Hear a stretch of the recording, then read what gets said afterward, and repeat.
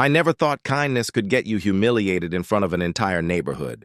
But that's exactly what happened, right there in the middle of Maplewood Drive, when HOA President Karen Fields pointed at me with her manicured finger and shouted, "You don't belong here, boy.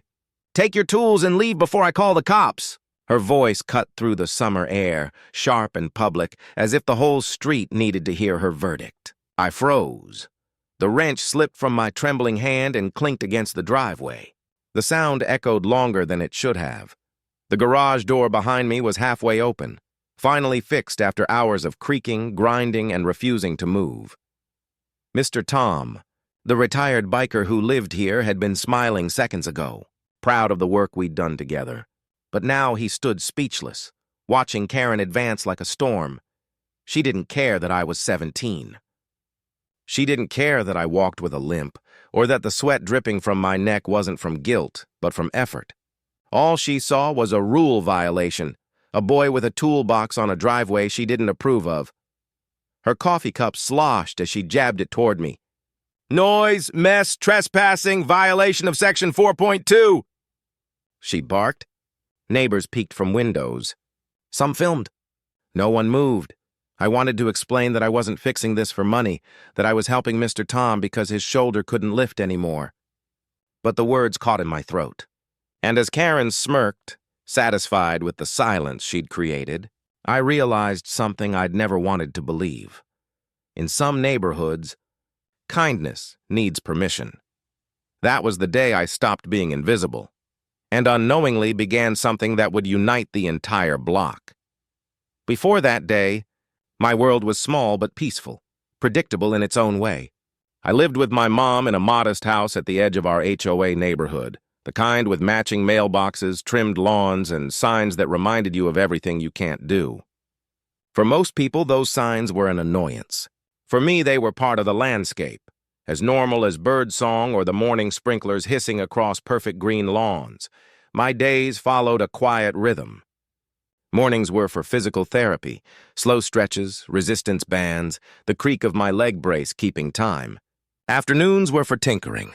Dad's old garage, the one that still smelled faintly of oil, metal, and his aftershave, had become my workshop after he passed away. He was a mechanic, the kind who could fix anything from an airplane latch to a toy car. He used to say, "If something's broken, Eli, that's the world asking for your patience." So I tried to live like that. I fixed things, not because anyone asked me to, but because watching something broken work again made me feel alive.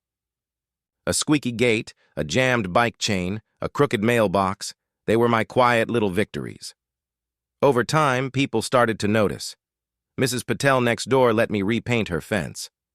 The Rosarios, an older couple, called me when their AC sputtered out in July. They'd always try to pay me, but I never took a cent. It wasn't charity.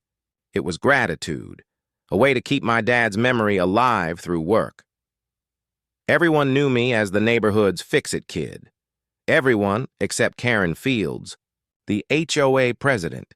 Karen didn't like anything that wasn't written in the HOA handbook. She drove a spotless white SUV, wore the same wide-brimmed hat every morning, and smiled only when she was about to enforce a rule. I used to wave at her when she passed by our house. She'd pretend she didn't see me. I thought that was just how she was, until the day I helped Mr. Tom. That day, I learned that for some people, helping others looks like rebellion. The morning it all happened, the air smelled like rain and engine grease. Mr. Tom's garage door had been jammed for months, rust eating through its track, motor coughing like an old smoker. He'd told me he'd tried everything, but one arm didn't lift right anymore after an old bike crash. So I walked over with Dad's rusted toolbox, the same one with his initials etched on top. Tom grinned when he saw it. "If you fix this door, kid, you'll be the first miracle on this street in 10 years. We both laughed. It felt good, like family. Tom was one of those men who wore his past on his skin, tattoos faded by the sun, eyes tired but kind. His garage was a museum of road life. Helmets, license plates, a photo of him with his bike gang somewhere near Route 66. For hours, we worked side by side. He handed me bolts and sockets, I adjusted the track, rewired the motor. The hum of the drill echoed through the quiet cul-de-sac. Sweat ran down my temple. My brace creaked each time I crouched. But when that stubborn motor finally came alive and the garage door lifted smoothly for the first time in years, Tom let out a loud laugh. "You did it, Eli! You fixed the beast!" I smiled, wiping my forehead with my sleeve. It just needed patience, that's all. That's when I heard her voice, cold, sharp, disbelieving.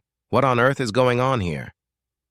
Karen Fields stood at the edge of Tom's driveway, clutching a folder and a coffee cup like weapons.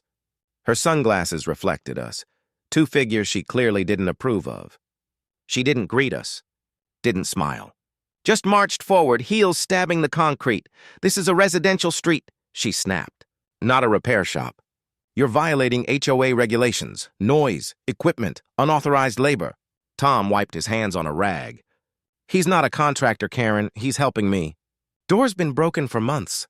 She looked at me then, really looked, and her lip curled. "Helping? With that brace on his leg? This isn't a charity show, Tom. He's trespassing. You could be fined for this." The words hit harder than I expected, not because they were true, but because she said them so easily, like kindness was something disgusting. Tom's jaw tightened.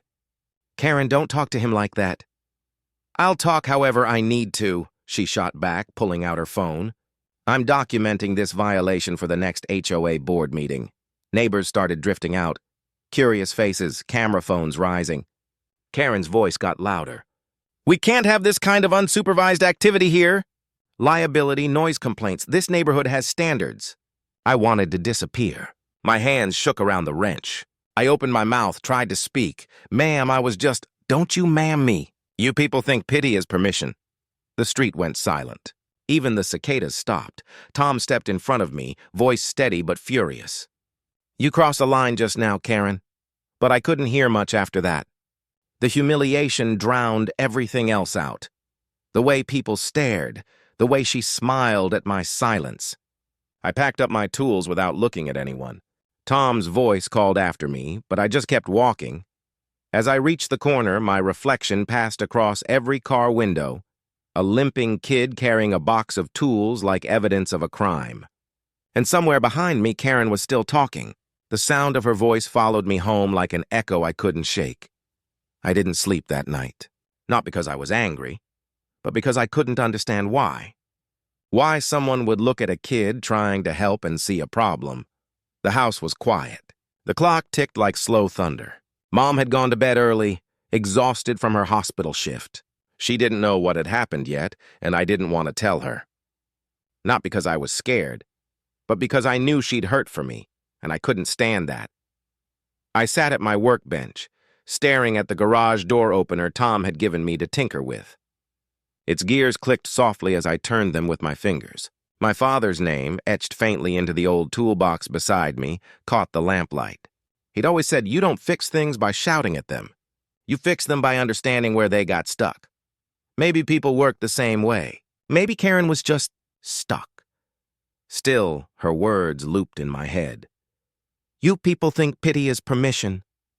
They echoed between my ribs like a heartbeat. I felt my throat tighten, but no tears came.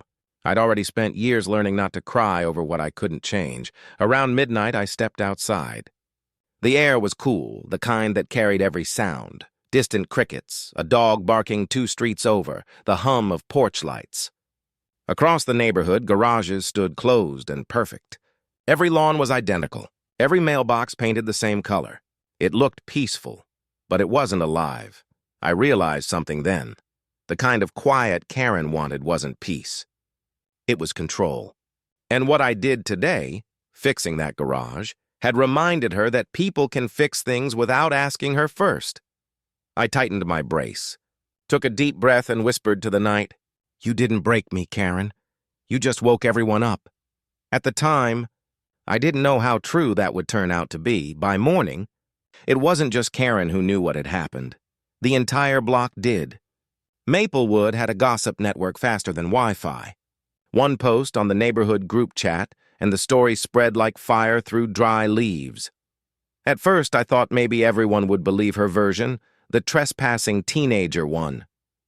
But when I stepped outside with my mom, things felt different.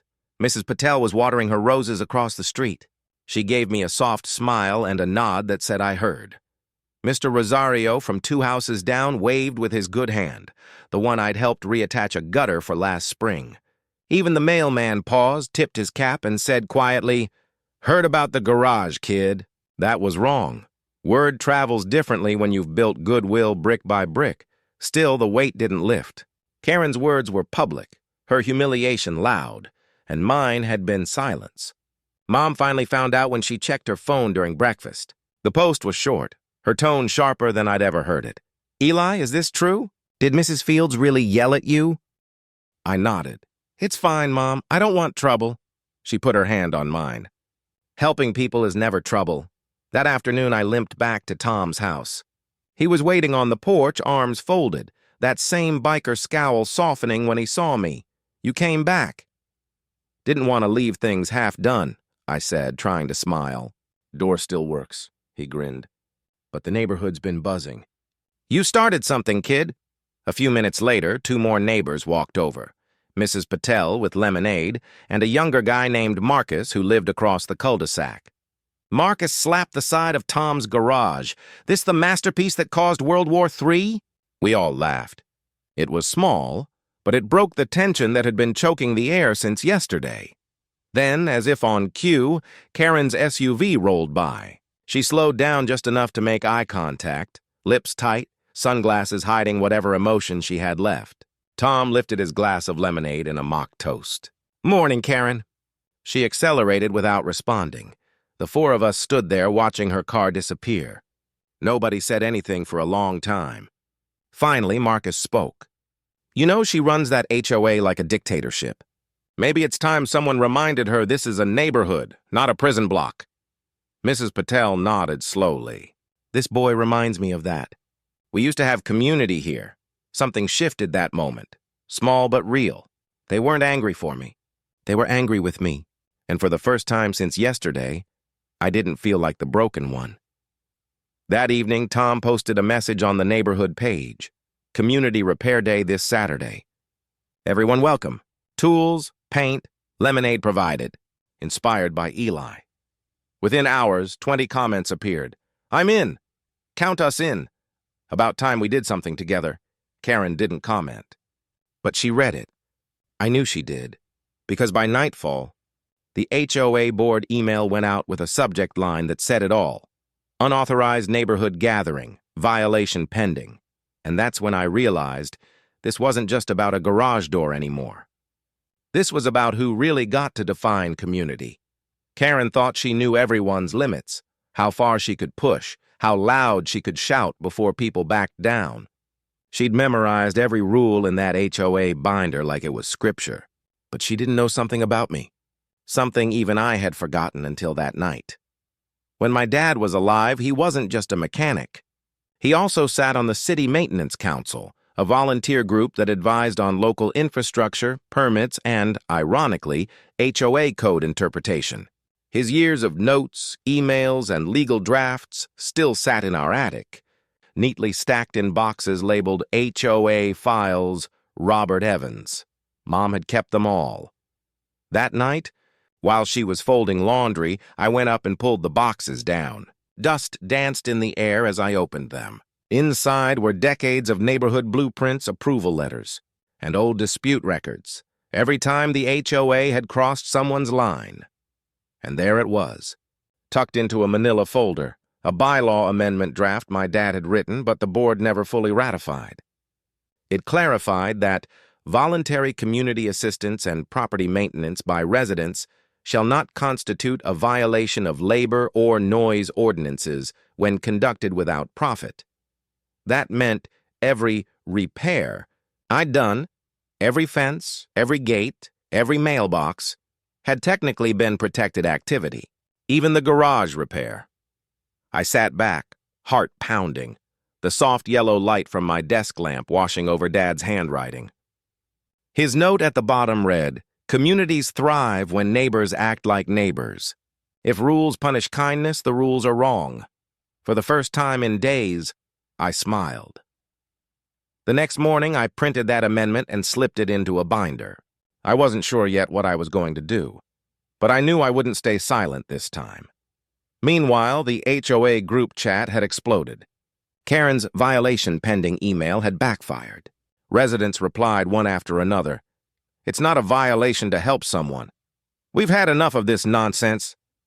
This boy fixed my ramp when no one else would. Tom called me around noon. Kid, you're trending in the neighborhood app. They're calling you the Garage Angel. He laughed so hard I couldn't help smiling too. Then his tone softened. Listen, the board's holding an emergency meeting tonight at the community hall. You should come. People want you there. My stomach twisted. Me? Why? Because you remind them what this place used to mean, he said quietly. And because Karen's about to find out what real order looks like. I hung up and stared at the binder in my hands, my father's words like a pulse beneath the paper. Karen had her bylaws, but now so did I.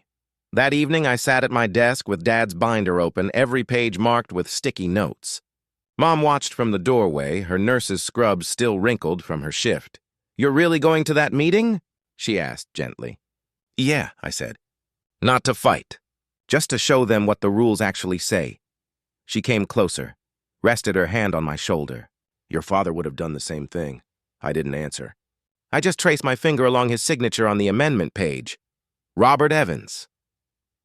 I wanted to be that kind of steady, the kind that fixed things without noise. Outside, thunder rumbled low and slow, the kind that shakes windows before rain arrives. It felt like the neighborhood itself was holding its breath. The HOA hall looked different that night. Usually it was half empty, a few bored residents and Karen standing at the front, dictating the latest rules about lawn height and trash bins. But tonight, it was packed. Every seat was full. Parents, retirees, kids sitting on laps. Tom was there in his leather vest. Mrs. Patel clutched a tray of cookies like a peace offering. Even Marcus had shown up in his work uniform, still smelling faintly of engine oil. Karen stood at the podium in her crisp white jacket, trying to act unbothered. But the tremor in her voice betrayed her. We're here to address the matter of unauthorized activity and noise disturbances on Maplewood Drive, she began. Certain residents have... Tom's voice boomed from the back. You mean the kid who fixed my garage door? Murmurs rippled across the room. Karen lifted a hand. Please refrain from interruptions. He didn't break any laws. Mrs. Patel cut in. He fixed what the HOA ignored for years. Karen's jaw tightened. That's not the point. We have standards. I stood up before she could finish. My leg brace clicked softly in the silence that followed. You're right, I said. We do have standards, and one of them is honesty. Every head turned. I walked to the front slowly, my binder tucked under my arm. Karen gave me a tight smile. You're not on the agenda, young man.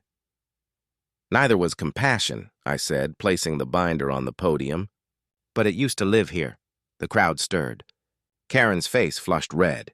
Sit down, or you'll be removed. I opened the binder and slid a printed page across the table toward her. Section 4.2, the one you quoted yesterday, was revised in 2009. My father drafted the amendment himself, and the City Maintenance Council approved it. It says residents can perform voluntary repairs without violation as long as there's no payment involved. Her smile faltered. That's not official. It's stamped and signed, I said quietly, tapping the city seal. You just never updated the copy on your computer. Gasps echoed through the hall. Karen reached for the paper, her hand trembling slightly. This doesn't change the fact that I was helping someone? No, it doesn't. It just proves that what you called a violation was actually what this neighborhood was built on.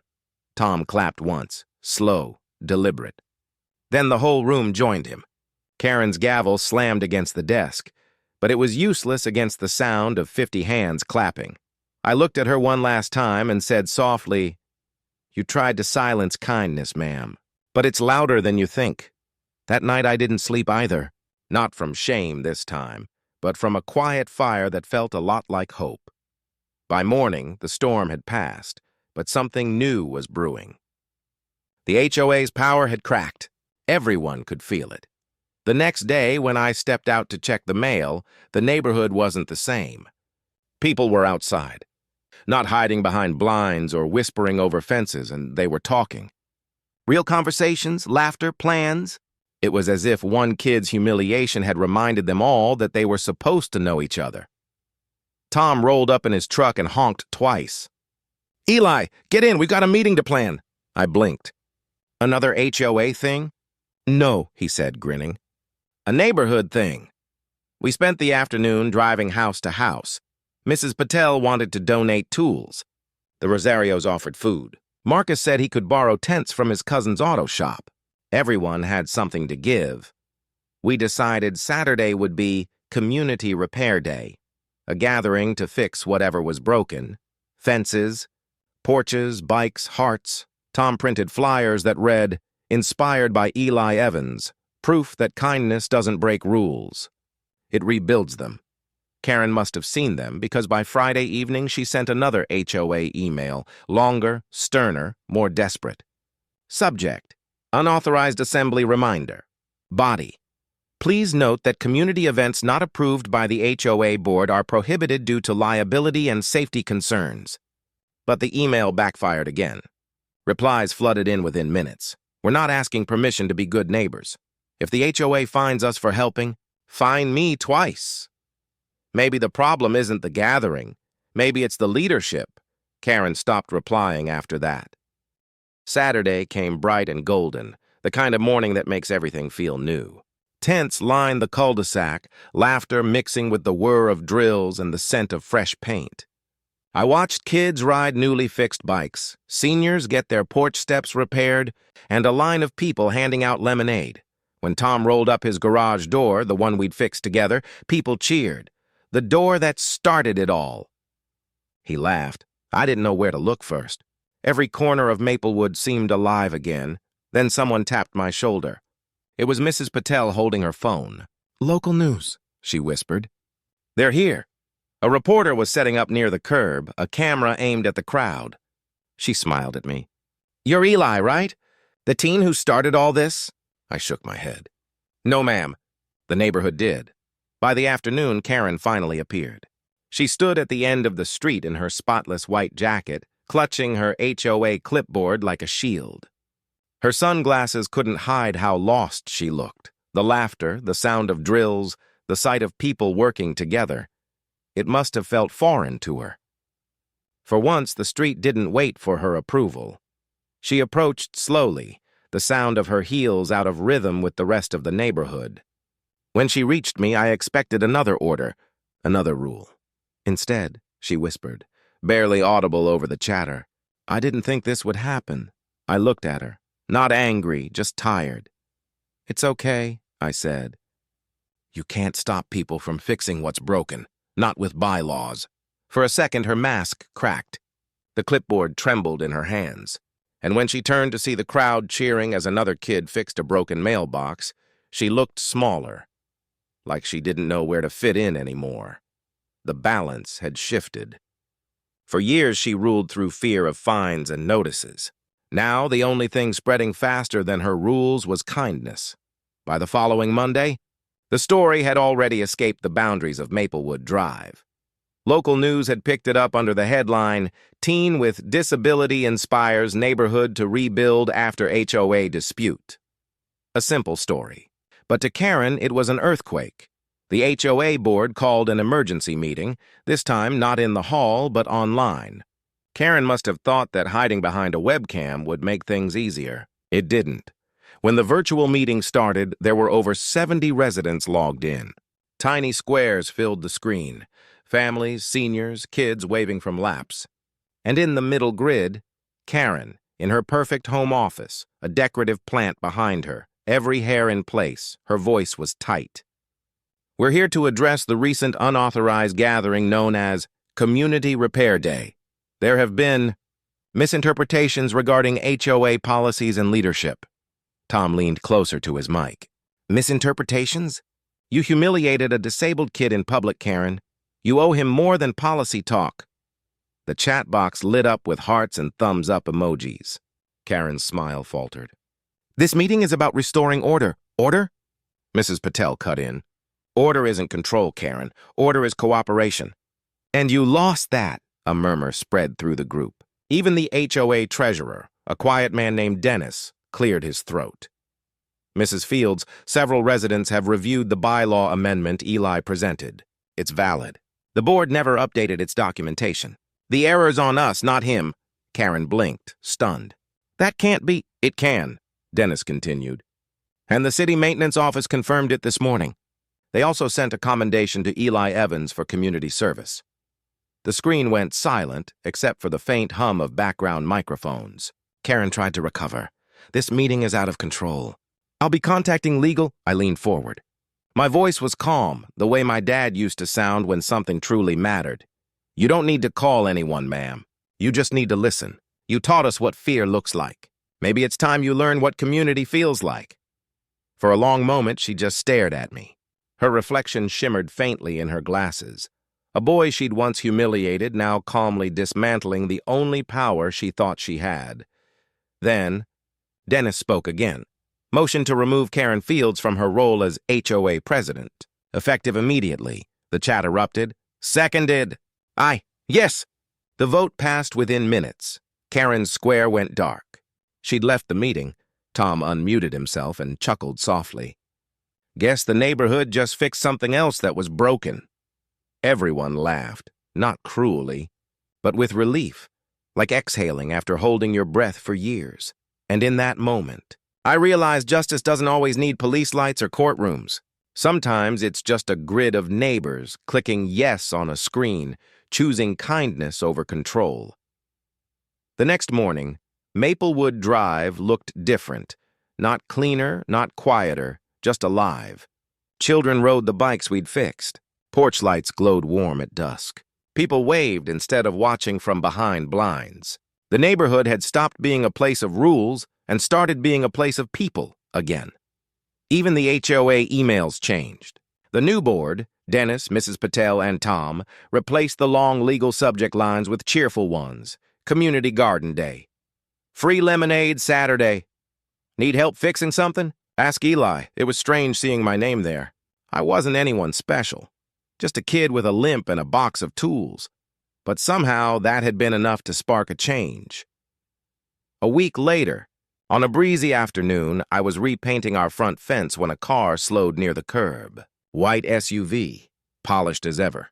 Karen Fields stepped out. For a second, I froze, half expecting her to start another lecture. But she didn't. She looked smaller somehow. No sunglasses. No clipboard. Just a woman holding an envelope. She walked up to me slowly, her heels softer on the pavement than I remembered. Eli, she said, voice low. I came to apologize. I didn't say anything. I just watched her hands tremble slightly as she held out the envelope. It's a letter to the community, she said. An apology. The board said they'd share it.